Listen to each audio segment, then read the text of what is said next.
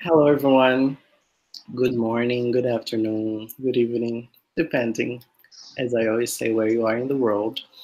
Um, all good things come to an end, and our Elf Week is slowly approaching its end. And I say slowly because the conversations continue on our Facebook group, um, Facebook the BrELT Facebook group, on our Instagram account.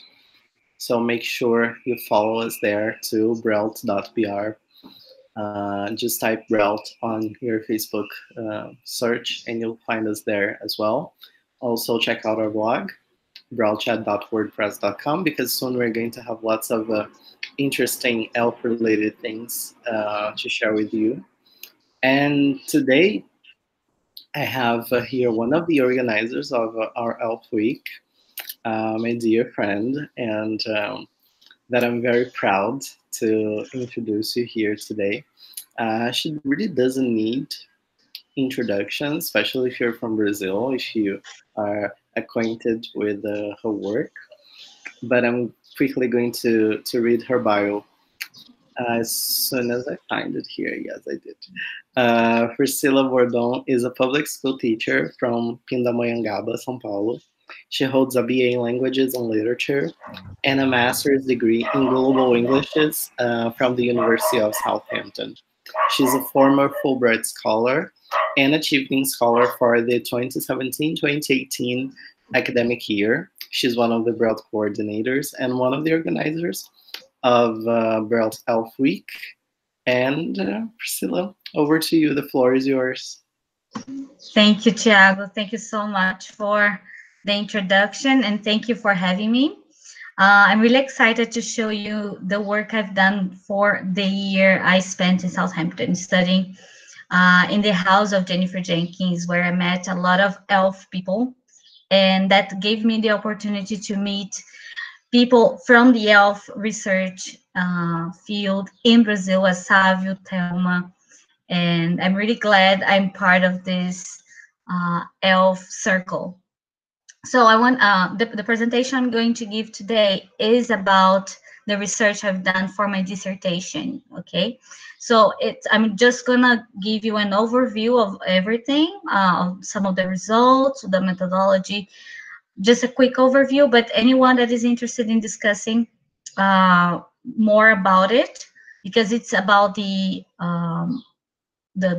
field of the ELF field of research field in Brazil and how teachers perceive and see ELF in Brazil. So anyone that wants to discuss my research with me, I'm open to discuss it with you. Okay, I'm going to share my screen now.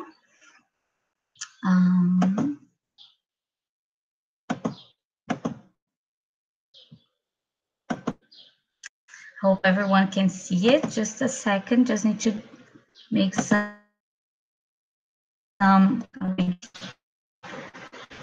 okay, Thiago, can you see clear?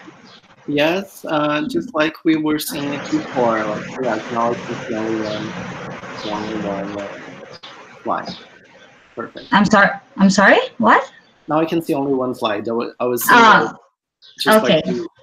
we saw before. Okay. So thank you. So the title of my dissertation was Embracing and Resisting ELF, an investigation of Brazilian teachers' perceptions of English as a lingua franca in the English language classroom.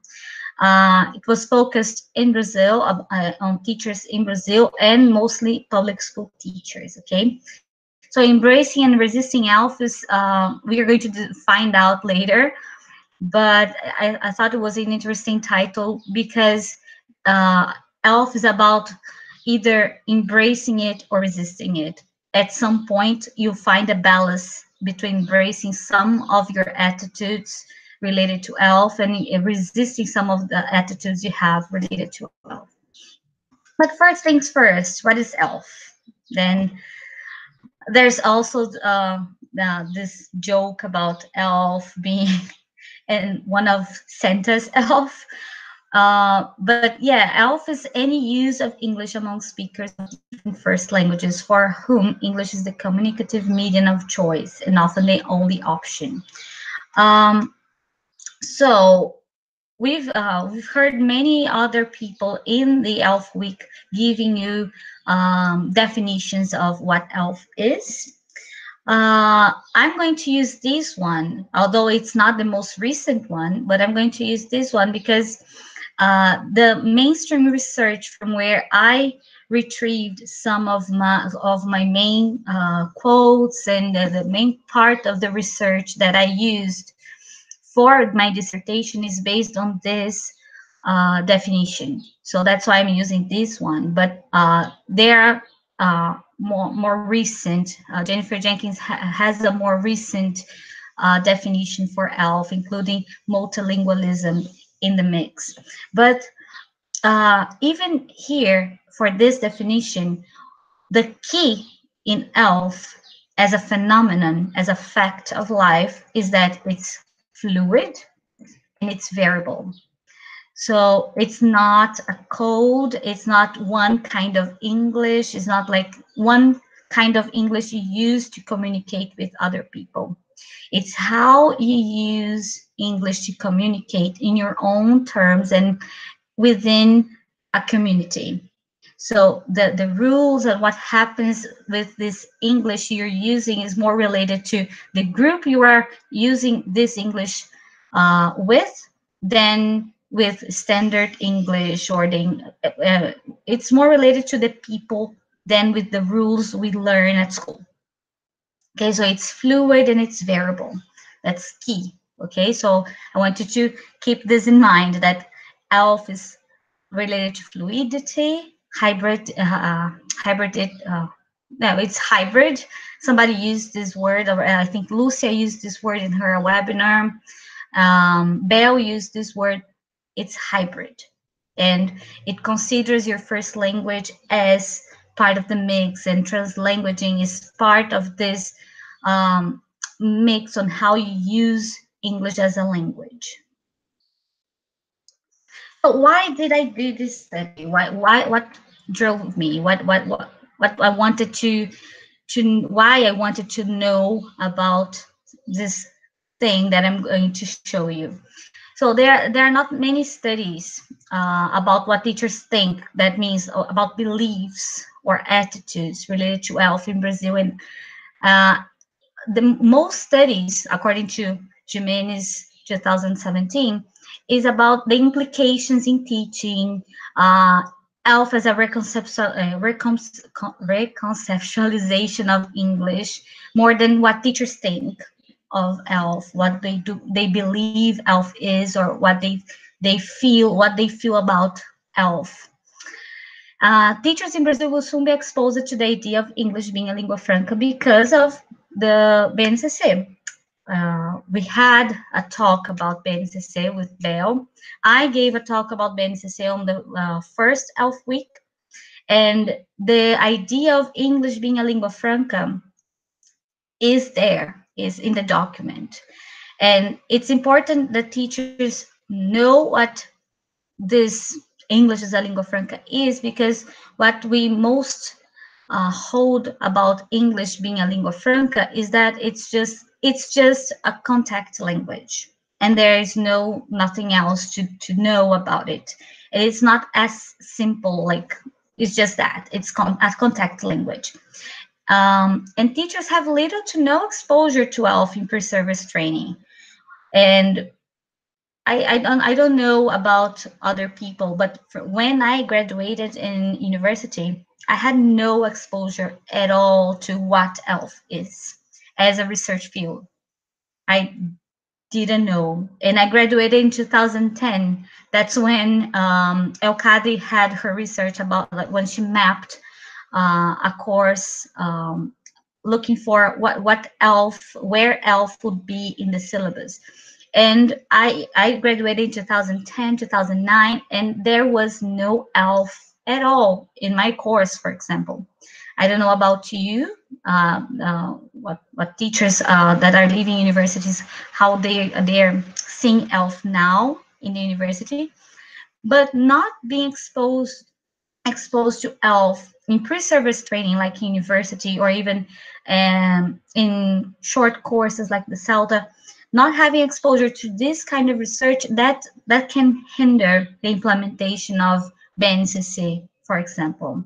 Because how can teachers put something into practice that is there in the document if they don't know what it is? So that's something to think about, right? So the pillars of my study. Here I can divide different ways in which I see ELF in my study. So there's ELF as a phenomenon, which I gave the definition, that is like using English in your own terms to communicate in certain communities. So that's the definition I gave in the first slide. Okay, ELF as a phenomenon.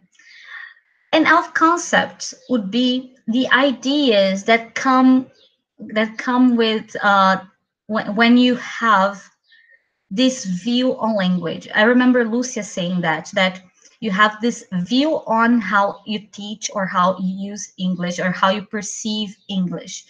That's when you legitimate non-native speakers as legitimate users of English, and other ideas that are related to ELF. So I call it in my study ELF concepts or ELF ideas. And the main idea would be the ownership of English by non-native speakers. I think that's the main idea that holds ELF together, because it's when we decentralize the native speaker from owning the language. But there are other concepts related to it, like the idea of intelligibility being core for communication. The idea that there are no like correctness. We wouldn't call things correct or non-correct, measuring it against native speakers. So there are other ideas. We are going to explore more of them as I go on. Also, ELF awareness. ELF awareness is related to how teachers can implement an ELF friendly lesson plan, for example. How teachers can use or have this ELF framework or mindset in teaching, because you can't teach ELF. Like, you can't teach this variety of ELF, because ELF is not a variety. So what you can be, you can be ELF aware. That is when you understand the concepts related to ELF and you know ELF as a phenomenon, you have experienced ELF as a phenomenon, for example, in intercultural communication, and you are ELF aware, and I'm going to discuss more of it. And ELF in ELT would be related to ELF awareness, because you can only have ELF in ELT when you change your mindset to an ELF aware mindset. So then you can join ELF and ELT, because the traditional ELT is more related to the native speaker and to the English as a foreign language mindset than the English as a lingua franca mindset. Okay, so these 4 pillars is what guided me through my study. It was understanding ELF as a phenomenon, then taking from this research field of the people studying ELF as phenomenon, we have this research field called ELF research, that we can take some concepts and ideas that we bring to ELF awareness, that so teachers can be ELF aware and use these ideas to guide their lessons so they can implement it in ELT. So that's more or less how I divide it. So ELF as a phenomenon, the reality of English use by non-native speakers for intercultural communication, which is researched, which is researched by ELF researchers. So that's what some ELF researchers study, how English is used. So some aspects of how ELF users, how they use ELF. So these researchers study that. Some researchers study that.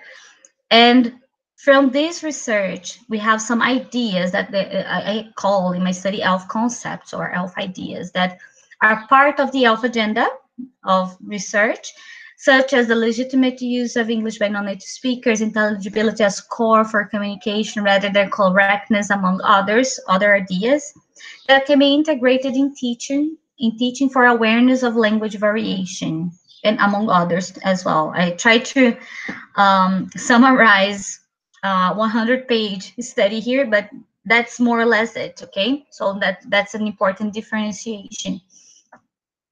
And what did I investigate?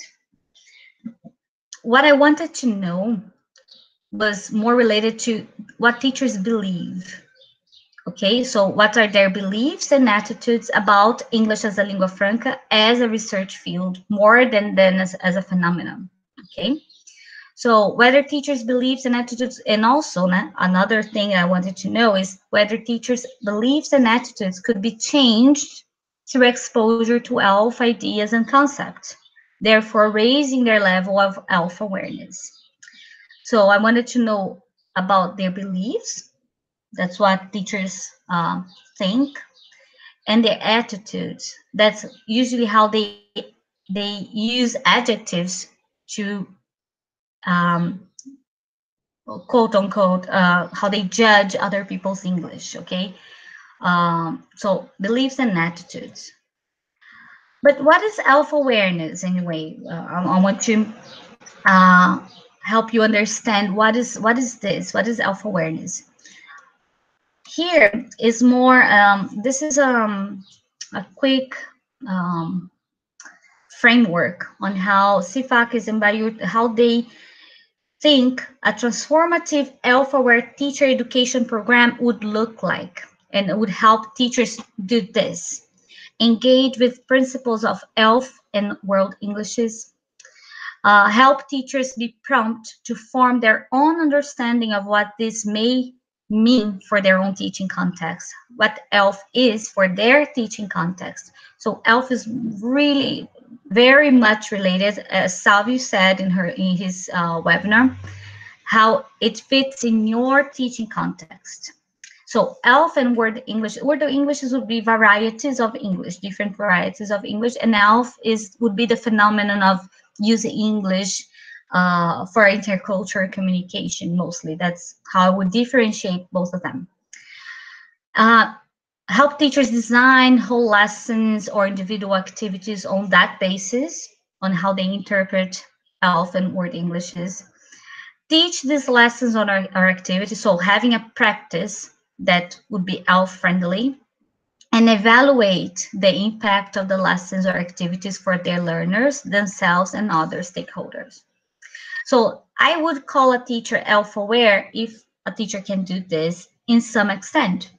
It can be one of these things, all of these things, and in a way that we can help teachers do one of them. So this is more related to how to educate teachers to what ELF is so they can become ELF aware. And how to measure ELF awareness. If my supervisor is listening to this, here I use measure, but I understand that that's not really a thing you can measure, okay? That's not really a thing you can pinpoint and measure for sure. But CFAC's 2017 has this continuum in which I used in my study so I could see and visualize if there were any change in beliefs when teachers were exposed to ELF. But because I didn't really observe class practice, I was more on what they said they do. Okay, so I didn't watch classes, so I couldn't really measure the practice. So what I measured was what they said they did. So the line A would be how much a teacher knows about ELF. So here you can see that in the continuum, it's really far on the left. It's really far left.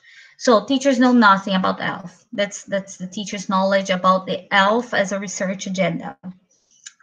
And line B would be how much a teacher's practice is self-aware.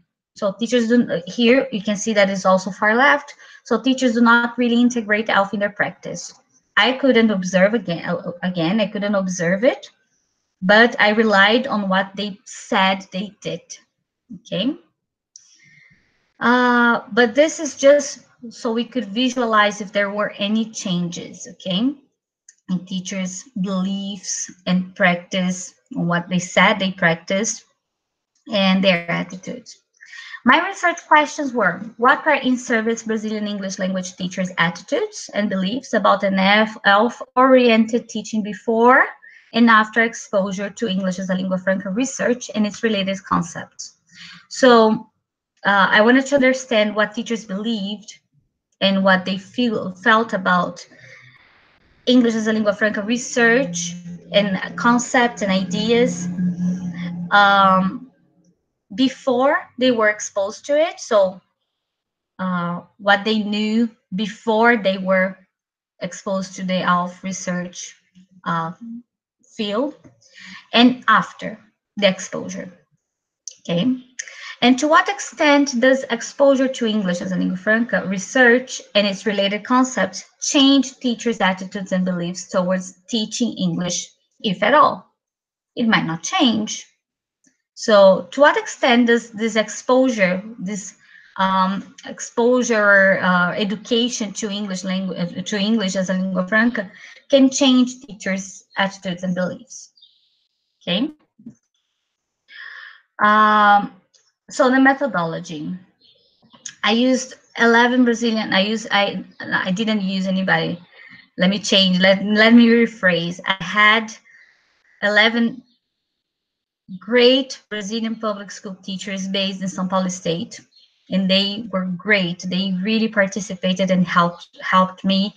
And in my dissertation, I thanked them a lot, and I'm thanking them again here because without them, I wouldn't be able to do anything. So thank you again. 11 open-ended questionnaires. I'm sorry, there's a typo there. 11 open-ended questionnaires, pre-exposure, 12 concepts. So they answered questionnaires and open-ended questionnaires because they could write anything for the answers. So it was like, in some extent, like an interview, like a structured interview. And from these 11 open-ended questionnaires that I had the help again of 5 other teachers that I could interview after they were exposed to ELF research, ELF concept. So I interviewed 5 of these teachers. But this exposure was actually a video intervention. So intervention would be any interference that would modify a process or situation. So what I did was I had the help of people that watched the ELF week, the first ELF week. So I used the videos from the first ELF week, which I was one of the organizers with the other moderators.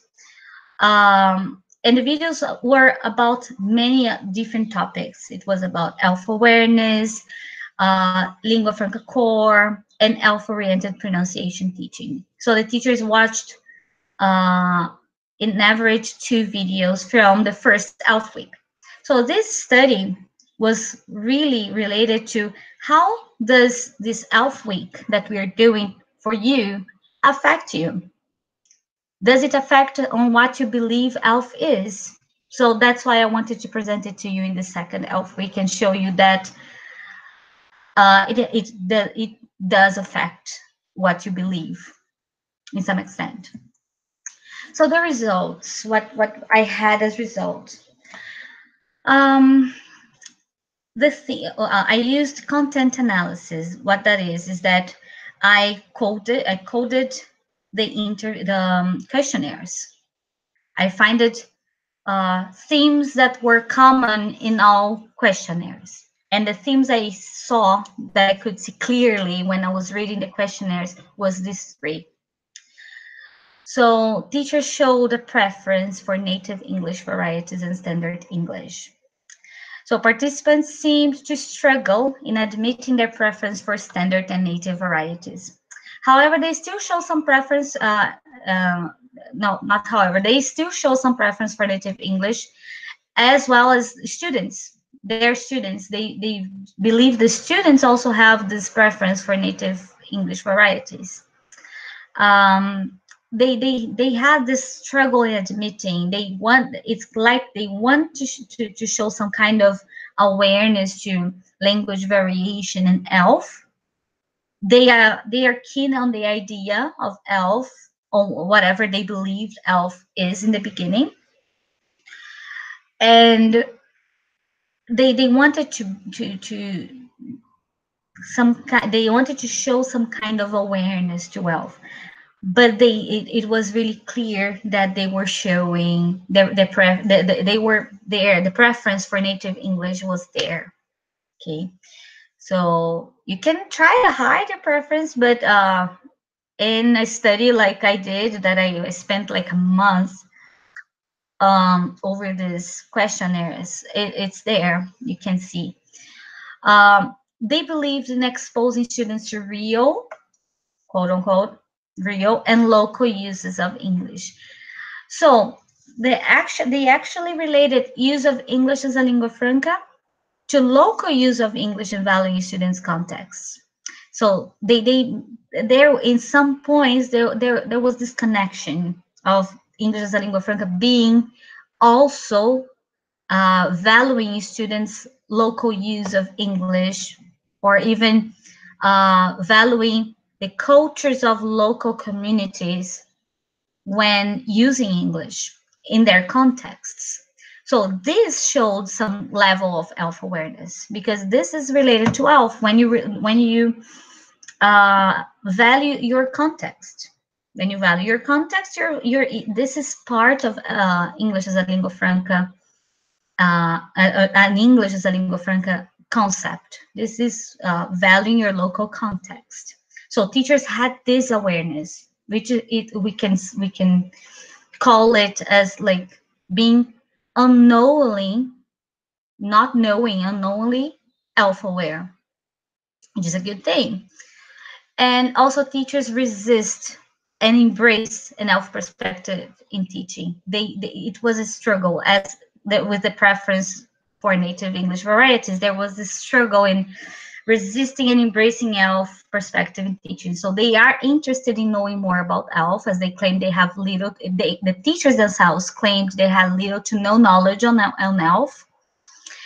But at the same time, they also do not know how to apply ELF concepts in the classroom. So they are kind of afraid. They are like, I don't know much about it, so I don't want to try it, which is understandable.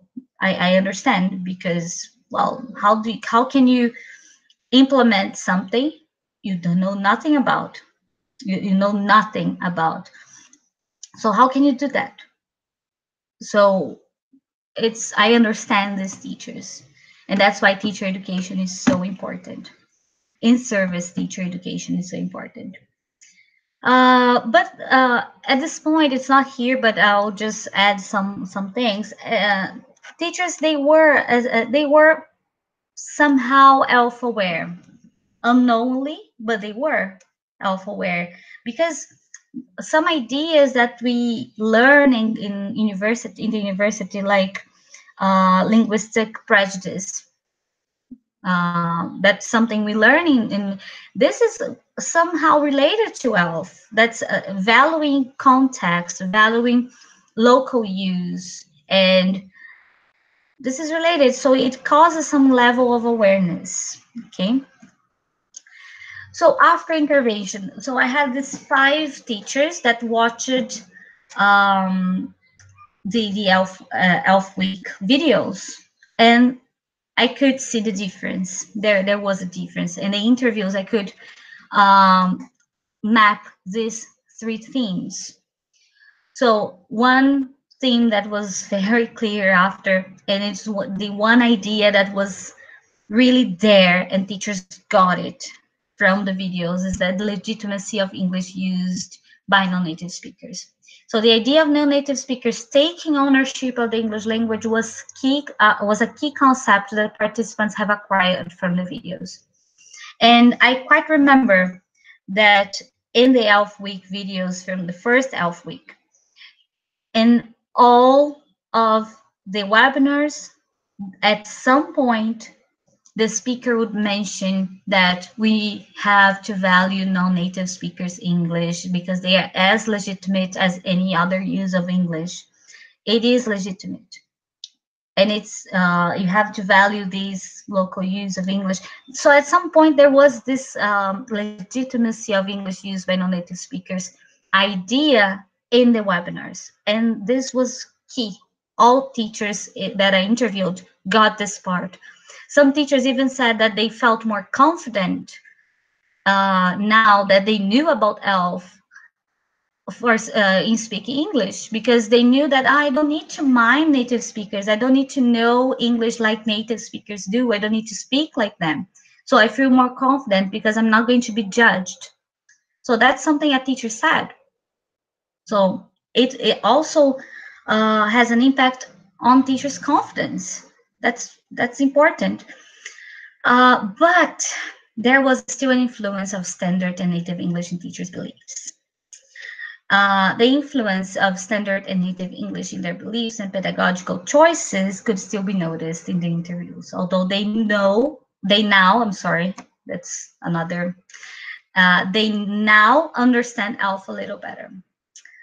So although now they know a little, it's not, I can't say that they now know ELF because of 2 videos. No, they were exposed to it in a low level, like I would say, like it was not a complete teacher education program, but they did got one important concept from ELF, but it was not really enough to change some beliefs on what standard or native English are in their beliefs, because it was very related to how they learned English. So that's what they would say a lot. Like, that's how I learned English. I learned American English. I learned British English. So it's really hard to change something with 2 videos that is too ingrained in teachers' beliefs. And embracing and resisting ELF again in teaching. So some myths related to ELF mentioned in the questionnaires. There were some myths that were mentioned, that teachers believed, like ELF was a vacant language. That means that ELF has like no culture. And teachers said, I don't think ELF would be fit for me because I like to teach the cultures of English, like related to English. Like I like to teach literature, British literature. So teaching English as a lingua franca would be like teaching a vacant language. That's a myth. That's not true. Actually, you are adding many different cultures in the mix. Or also something that happened, that's an attitude to English, like a half good English, English that is not good enough for me to teach or value. These myths, they were reconsidered, and the 5 participants showed more awareness to what ELF is, and pointing out themselves that some of their beliefs before the videos were based on misconceptions. So there was still a problem that they think that, oh, ELF is too much variety for the classroom. I don't think the student can handle it. So there was this kind of talk in the interviews. But the myths, I call it hard myths about ELF, like calling it a neutral kind of language, or vacant language, or half good English, or this is not good enough for my students. I don't think I should teach ELF, as if we could teach ELF, but I don't think I could teach ELF because that's just any English, and I like my students' English to be perfect. So these kinds of beliefs that we saw before, they kind of reconsidered it, and I didn't really see much of it on the interviews. So we can see that there were changes. There are some changes. So my first question was, what are in-service Brazilian English language teachers' attitudes and beliefs about an ELF-oriented teaching before and after exposure to English as a lingua franca research and its related concepts? So before exposure 12, they said that they had no exposure 12 as a research field in pre and in service training. There were a lot of misconceptions, or as my supervisor would say, like conceptions teachers have about ELF, but here I call misconceptions because they are not really aligned with what an ELF concept would be, an ELF idea, what we can call ELF is. So calling it like a neutral language or a vacant language, half good English, these attitudes are not really aligned with ELF research or ELF. So I call it misconceptions about ELF. They are unknowingly ELF aware in some practices, like the local contexts, considering your local context, your local culture for teaching English, and valuing students' local contexts and their use of English. There is clearly an interest in knowing more about ELF. They show this interest about ELF and preference for standard native English for being the one they learned. That's what they learned. So it's really hard to change something that they learned. That's how they learned. After exposure, after they watched the two videos, they still showed some preference for standard or native English. It was there, and I wasn't expecting to change in two videos. It's really hard to change something with two videos. Because also there, because my dissertation was really, it was a project in like I had to like wrap up in 3 months. So I didn't really have much time to engage with critical reflection about the videos. That would change a lot of things. Although the interviews themselves, the teachers I interviewed, they said that the process made them reflect. So there was a reflection, but maybe a critical take that would have them rethinking some of their really ingrained beliefs would change even more of their beliefs. I don't know. I didn't really explore it in my dissertation, but they still had some preference for standard native English.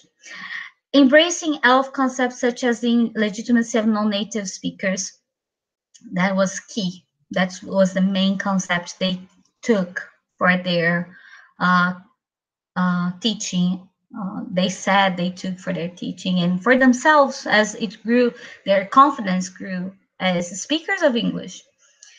Resistance to another English different from the one they learned as learners of English and as trainee teachers. So changing this really ingrained learning experience where they built their beliefs cannot be changed in such a quick process, because it was a process that took maybe 2 weeks, and they just watched 2 videos.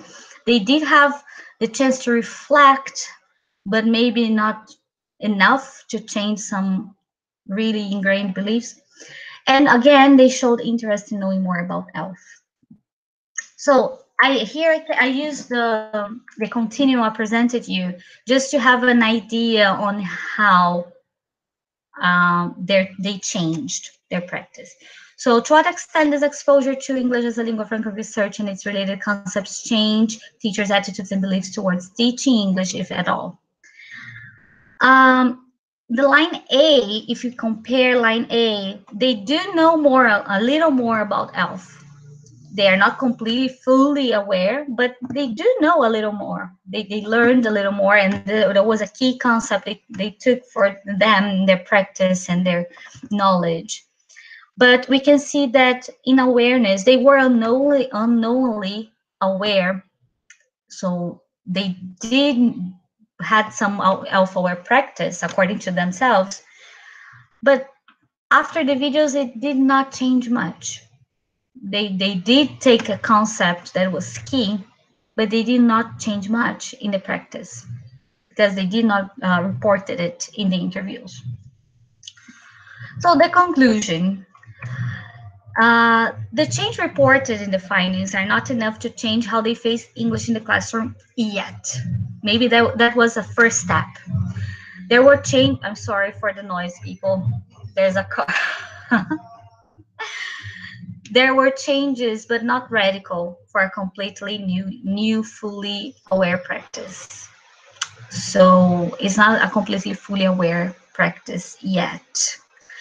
A more radical change is necessary, but teachers' beliefs and attitudes, even if not favorable to an ELF perspective, should be considered when planning a suitable teacher education program that can impact teachers' beliefs more drastically.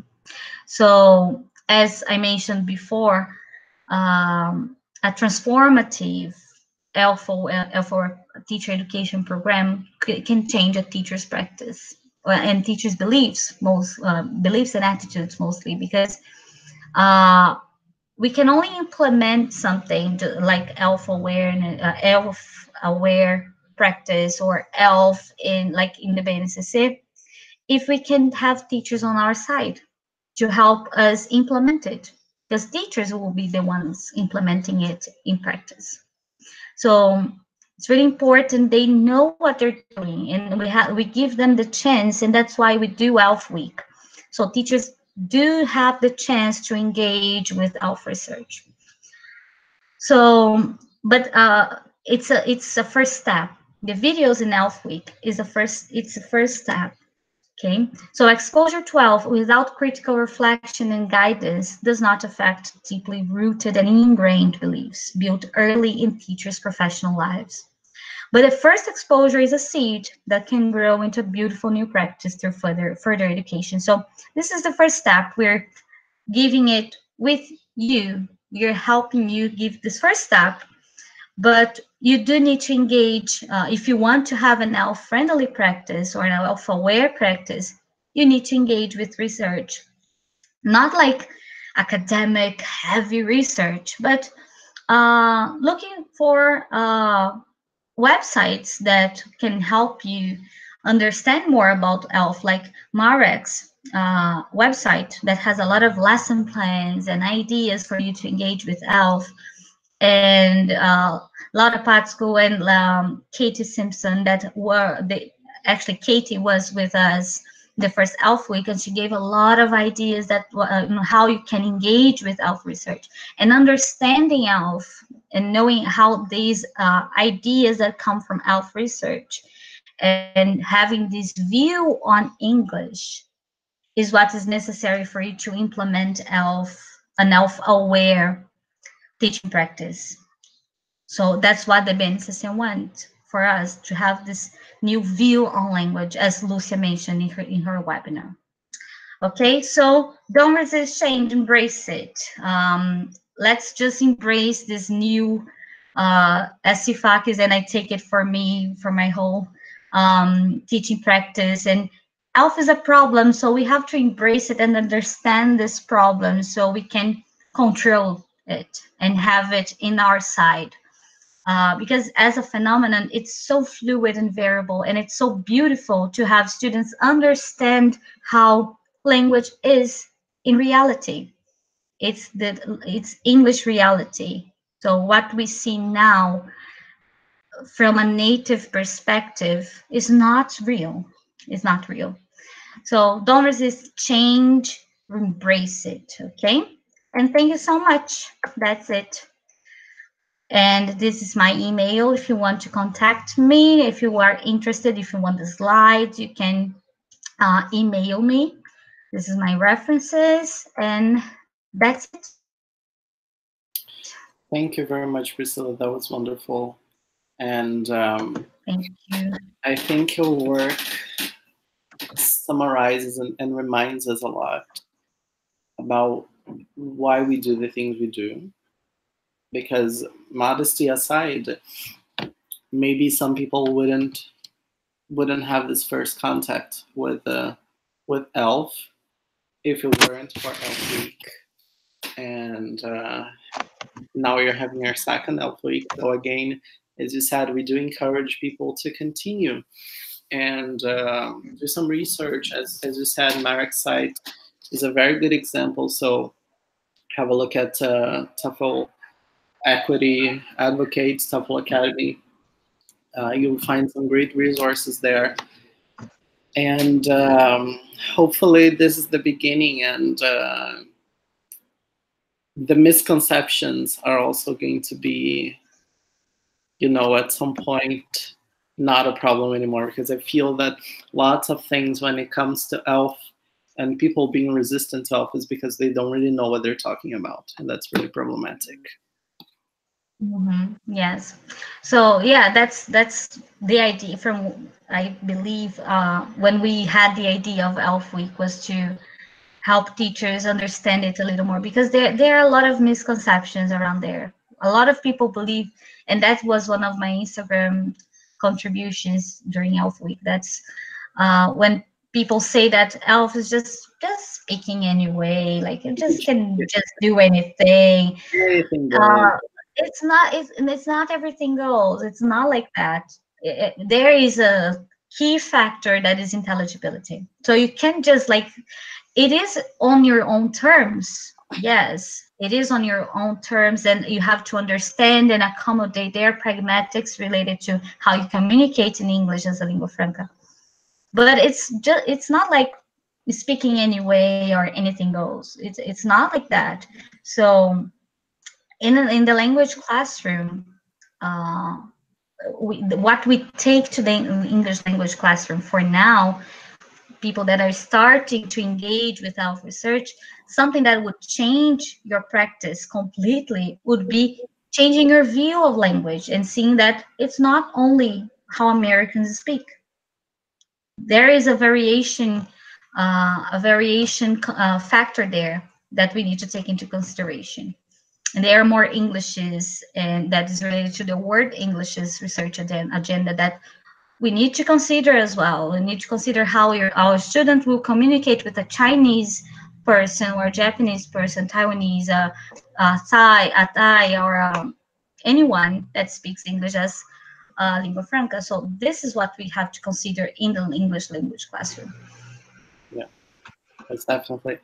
Let me have a look here at the questions and comments.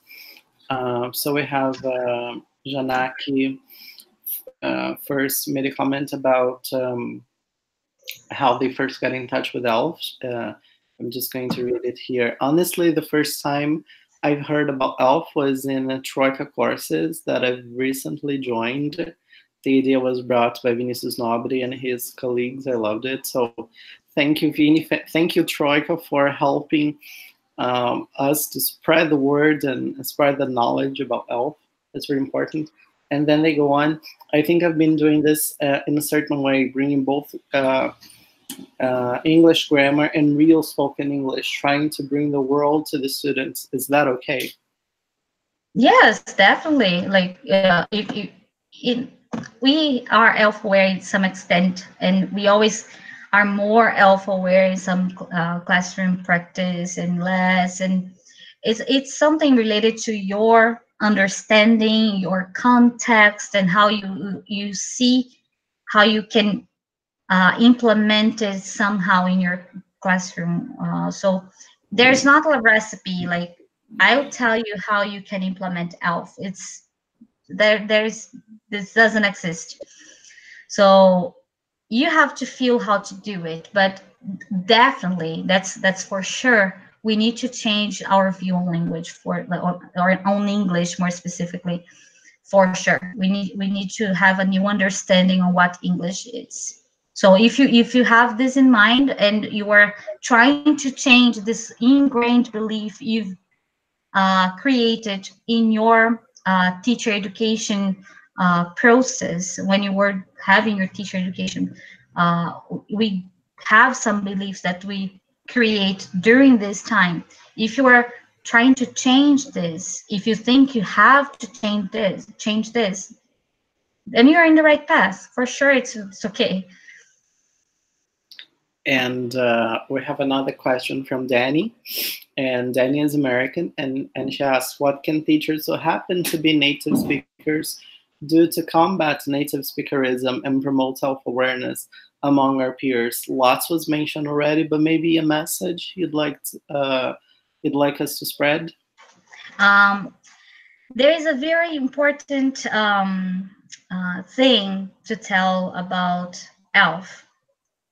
ELF is not a way of attacking somehow native speakers, not at all. It's like the ELF research is not attacking native speakers, or we just want to have people understanding that it's okay and you don't need to speak like an American, or you don't need to have a native like kind of English. That doesn't exist. Okay, so what native teachers can do, native English speakers can do, is just have this idea go to your students. Like, it's okay if you don't speak like me. Because I believe every teacher is a model for their students. So your students is going to look up to you and see you as the model.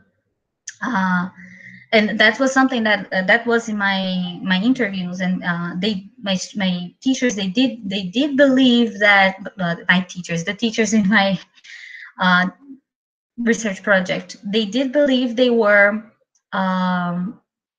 models for their students. So if a native speaker know that students don't need to speak like them, although they are the model, this is a big step. This is a really big step. So having this understanding that non-native speakers have their own legitimacy. They have that their English is kind of protected for their local use. They can have their own English and they own their language as well. It's not something that native speakers own, and it's mine and you have to speak like me. So if you have this idea, if you spread this message that it's okay, you don't speak like me, you are in the right path. But again, as you engage with ELF research, and as you read, as you look for sites, for websites, for lesson plans that decentralize the native speaker, that's a first step. As the teachers in my research project saw that they were legitimate speakers of English, and they grew their confidence. So the confidence part is very important for a non-native speaker of English. I think that will be the message. That's a great message. And we often have materials that are really ELF aware, and they're not always labeled as such. For instance, Mark Hancock's Prom Pack is highly ELF aware. And during Pronunciation Week, we also had talks that were really ELF aware from like a pronunciation point of view. And so do check them out. And also the Mark's plenary for BrELT on the Road last year in São Paulo, again, highly ELF aware. So there are already lots of things going on. And we know that sometimes it might not feel as tangible for teachers who want something to hold on to. But there is already a lot going on that is in terms of materials, in terms of practices that are ELF aware. We just need to keep our eyes open. Yes, and I do. Not everything in ELF needs to be labeled as ELF. I think because even if you have an ELF aware material, if the teacher does not have some level of ELF awareness, then it doesn't matter. Of course, we need ELF aware materials, of course, because from the materials, many teachers get their education. That was one of the articles I read. So many teachers get their education through the materials they teach from. So of course they are very important. But if we have a teacher that is not ELF aware, maybe it is the teacher is ELF aware. They do know about ELF and don't believe on it. What is to do with an ELF aware material if we do not know or believe in ELF? So that's very important. That's kind of key. The teacher is the key for an ELF aware practice. Yes, the teacher is always the key, right? Yes, for everything. Everything we do, the teacher is always the key. So for you, for those who are here watching us live, interested in getting your certificates, can you see my screen? Yes. So just go to bit.ly/BrELT ELF 2019 PB, which stands for Priscila Bordon, and go get your certificate. Thank you so much for this great webinar, Priscila. Thank you for helping us spread this message and the knowledge, and for everything that you do here in Brazil. And obviously not only you, like you, Thelma, Savio, lots of people who are very prominent, let's put it this way, when it comes to ELF research. And thank you all for attending ELF Week. I hope that we can have another one soon. And again, thank you very much all for coming, all the speakers, all the attendees, and see you. Bye, everyone.